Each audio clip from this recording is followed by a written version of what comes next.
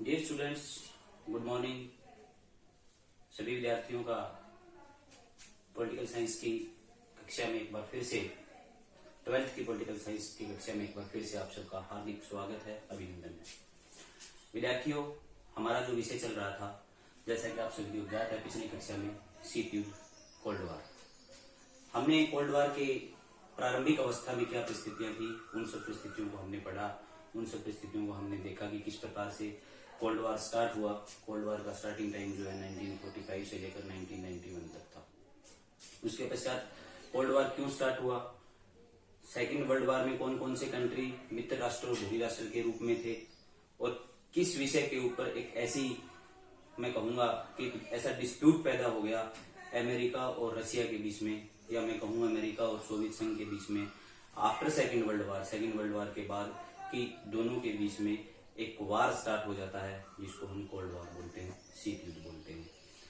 क्योंकि जब second world war अंतिम चरणों में था, अंतिम क्षण में था, लगभग समाप्त हो चुका था, उस समाप्ति के बाद भी अमेरिका ने जापान के 2 शहरों के ऊपर, हिरोशिमा और नागासाकी, दो बड़े जो नगर थे, उनके ऊपर परमाणु बम का प्रयोग किया।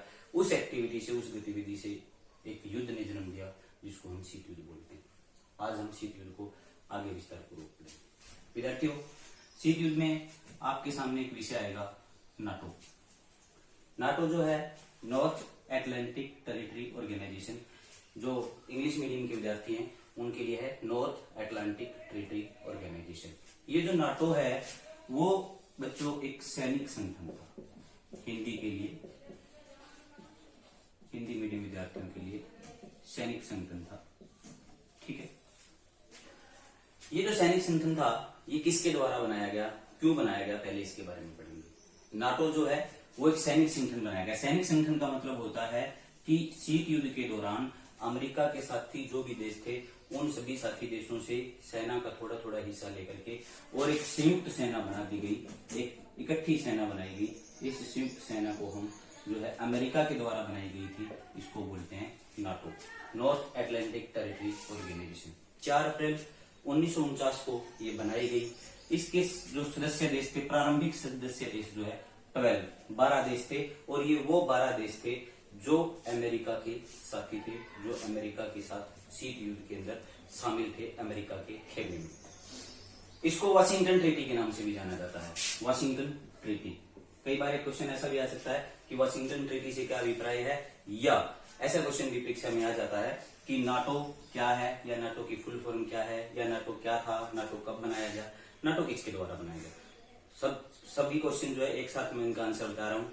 नाटो एक सैनिक संगठन था। नाटो की स्थापना 4 अप्रैल 1949 को हुई। नाटो के अंदर 12 देश थे, और नाटो को वाशिंगटन ट्रीटी के नाम से भी जाना जाता है, और नाटो की full form North Atlantic treaty organisation. तो ये तो वो सैनिक संगठन था जो बनाया गया अमेरिका के द्वारा। अब जो है इसी सैनिक संगठन के जवाब में, इसी सैनिक संगठन के विरोध में एक और सैनिक संगठन बनाया गया था जिसका नाम है वारसा। वारसा के नाम से भी जान सकते हैं इसको, और वारसा पैकेट के नाम से भी जाना जाता है। एक ही बात है, अगर वारसा आए या वारसा पैकेट आए तो समझ लेना कि वारसा ही है। ये वारसा पैकेट जो है वो भी बच्चों एक सैनिक संगठन था, और ये सैनिक संगठन जो है नाटो के खिलाफ या नाटो के विरुद्ध बनाया गया था। तो अंडरस्टूड है कि नाटो बनाया गया था अमेरिका के द्वारा 1949 के अंदर। तो शीत युद्ध के अंदर जो हम यूं कह सकते हैं कि दूसरी जो शक्ति थी, अमेरिका की विरोधी जो शक्ति थी, वो कौन था, यूएसएसआर, या हिंदी मीडियम विद्यार्थियों के लिए था सोवियत संघ। सोवियत संघ और अमेरिका के बीच में शीत युद्ध चल रहा था।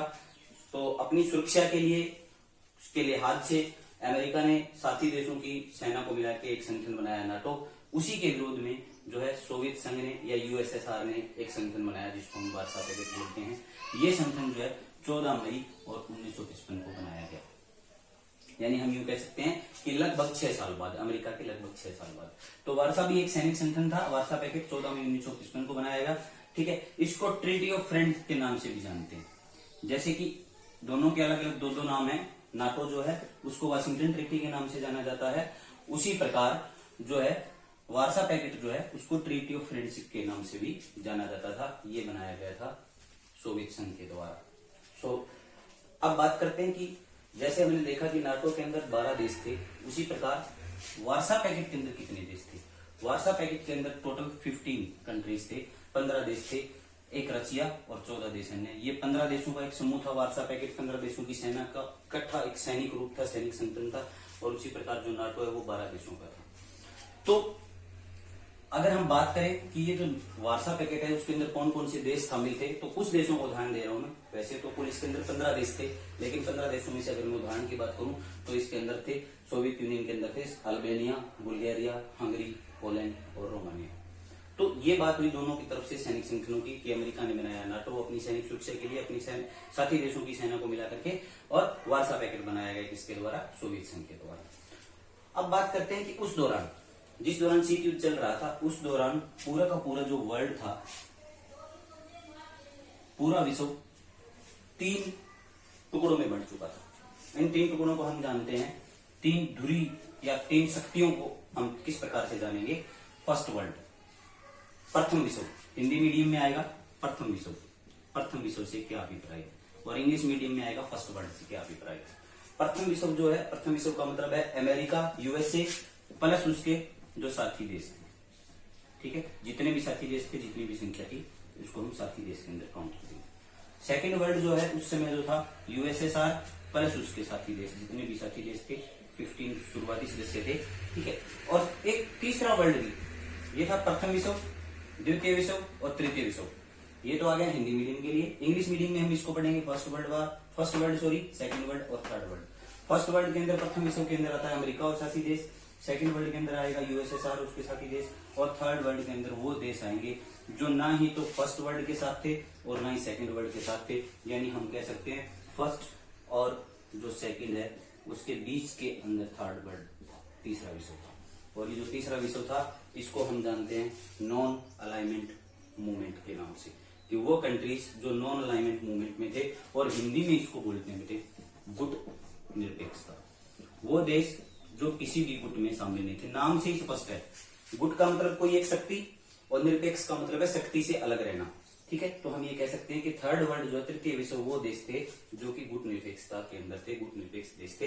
इन गुट निरपेक्ष देशों की शुरुआत जो है सबसे प्रथम हमारे ही देश से शुरुआत की गई थी। हमारे ही देश के प्रधानमंत्री ने सबसे पहले, हमारे जो प्रथम प्रधानमंत्री थे पंडित जवाहरलाल नेहरू, उन्होंने ये कंसेप्ट पूरी दुनिया को दिया था, जिसको हम नॉन अलाइनमेंट मूवमेंट बोलते हैं, जिसको हम गुट निरपेक्षता बोलते हैं।